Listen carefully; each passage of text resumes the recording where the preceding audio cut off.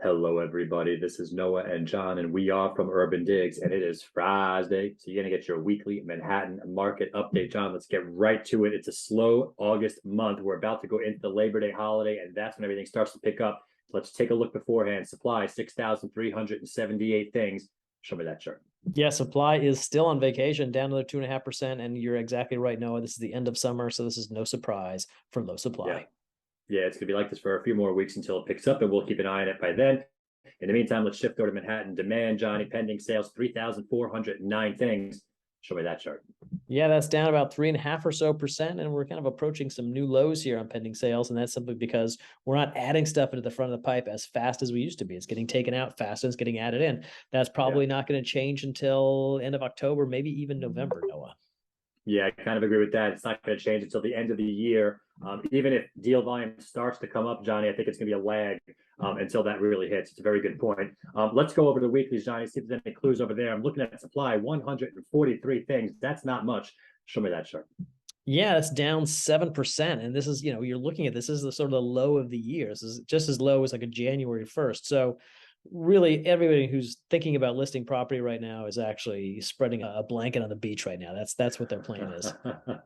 Yeah, taking advantage of this beautiful weather, and they're going to say, It's you know what, I'll list in gorgeous. a couple more weeks. And take a look at contract signed, Johnny. 192 contracts signed. There's more contracts signed than supply coming on the market, and that's not even looking at off market. So that'll be a net deficit pressure on overall inventory. But for now, let's look at contract signed, Johnny. 192. Show me that chart. Yeah, it's a spike, right? Nearly 21% weekly contract signed. I mean, Hey. that's not the summer playbook. You don't see these spikes right around Labor Day. So I'm not sure if this is suggesting that buyers are sort of making their way back and taking advantage of some of these deals, or if this is just an aberration. But it's going to be interesting to see once we get some more supply on and those buyers start to come out in force, what that's going to turn into. Yeah, Johnny. And when I go to the 1 month chart and I look at it, it's at 834 right now on the 30-day pace. Now, I know it is early in September and that's going to most likely fall, but we got to point out that the September average historically is around the high 600s. So we have room to fall and still be over the historical average. And I think the reason why, if I get into my monthly contract activity chart, I love this chart, Johnny. And this blue line is showing me actual contract activity. The orange line is showing me the historical average for that month. And you can actually see it right over here that we stopped actively falling. We had a nice shift down. I don't want to say nice, nothing's nice about it, but it's healthy. It's healthy. It took a little bit of the air out of the craziness that was going on. I know we all prefer a liquid environment, but the market does what the market wants when it wants to do it. And right now it looks like it fell and it's finding its way. And that's what it looks like by this chart right over here and by deal volume coming up. So it'll be very interesting, Johnny, to see if September actually beats that 670s average this time around. We'll keep an Yeah, eye no, on it. it's interesting. And I honestly know I wasn't expecting that 192 pop in contract signs for the week. And so it sort of validates some of the discussion Yeah. points that we've been talking about the last few weeks. It's interesting to see.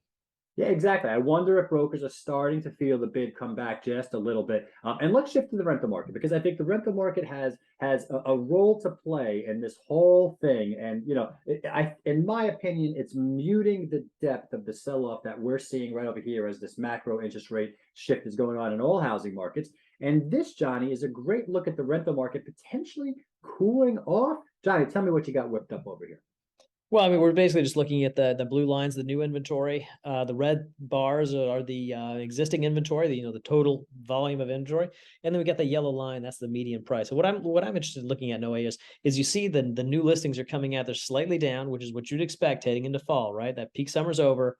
As we get into the fall, we're going to see less and less coming out of the market. But at the same time, overall inventory is rising, and at the same time, we're seeing median price for the asking rent start to decline a little bit. Now, this is way too early to say it's a new trend, but it's Yeah. interesting to see how the inventory is rising and prices falling when we were last time in the situation, right? Inventory was declining and prices were rising. So it's a And it's a bit that's of a change in the playbook here. Yeah, and that's the exact point. If I had to draw a line on this inventory, overall inventory, you could clearly see how the slope of that inventory is changing just a little bit. And if we do it on the same thing with median sale price, we could see that it's notching down over here. And when you put together everything that's going on, in addition to the Gary Mallon podcast from a few weeks ago, which was just fantastic, this fits the narrative of what we're hearing on the streets. Maybe the rental market's taking a bit of a relief.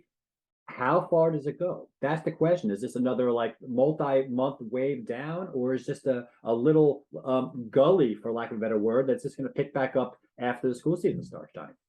Yeah, it's interesting. One of the things that we did, we're going to put this out most likely next week, is we did a look at the costing to cost to own versus rent, looking at that monthly payment each month for different property types and sizes. And it's interesting. In some cases, the case to own is actually, because rents are up, a lot more compelling. So, your Yeah. mileage is going to vary, but it's interesting to see how the rental market may be shifting here, and it's going to be interesting to see what that impact on the sales market is. Yeah, such a mysterious market when you got the rental market doing one thing and you got the sales market doing another thing for the macro interest rates impacting all. And this market's just trying to find its way. And Johnny, this data helps us all find its way. So I'm going to thank you on behalf of myself and all the viewers that are watching. Thank you, John Walkup. I am Noah Rosenblatt. We are both from UrbanDigs. And don't forget, you guys got questions, we got answers. Just visit our forum right down here. If you want any of the reports that John whipped up today, it's going to be right over here in just a few moments. If you've never tried UrbanDigs before, give it a try. Free trial, 2 weeks. Other than that, this has been your weekly Manhattan market update. We'll catch you next time, and happy holidays.